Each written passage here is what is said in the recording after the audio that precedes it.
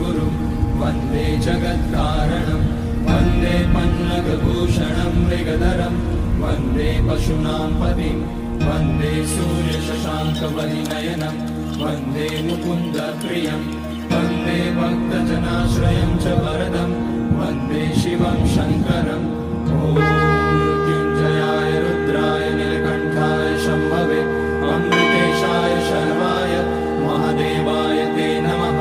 नमस्तेऽस्तु भगवन् विश्वेश्वराय महादेवाय त्र्यम्बकाय त्रिपुरान्तकाय त्रिकाग्निकालाय कालाग्निरुद्राय नीलकण्ठाय मृत्युञ्जयाय सर्वेश्वराय सदाशिवाय श्रीमान् महादेवाय नमः।